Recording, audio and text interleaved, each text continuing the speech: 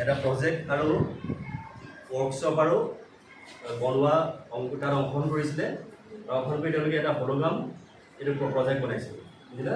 এই হলোগ্ৰাম প্ৰজেক্টটো হ'ল কি, আমি ইয়াত মোবাইলত যি বস্তুখিনি আমি ভালকৈ ওলাই আমি ভিডিঅ' হওক বা যি হওক ভালকৈ চাবলৈ ইয়াত সুবিধা হয়। অৰ্থাৎ আমি যদি এটা ভিডিঅ' চাওঁ, এই হলোগ্ৰাম যদি আমি এই প্ৰজেক্টৰটো লৈ পেলাই চাওঁ, এইটো প্ৰজেক্টৰ ইয়াত তোমালোকে এইটো দেখিছানে?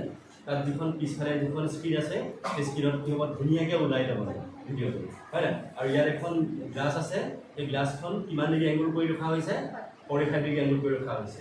গতিকে আমি আজি চাওঁ, তোমালোকে চোৱাচোন যে মোবাইলত এটা দেখা ভিডিঅ' আমি এই হলোগ্ৰাম প্ৰজেক্টৰত আমি কিমান ভালকৈ চাব পাৰোঁ তোমালোকে দেই। তেওঁলোকে তোমালোকে প্ৰদৰ্শন কৰিব, তোমালোকে ভালকৈ চাবা।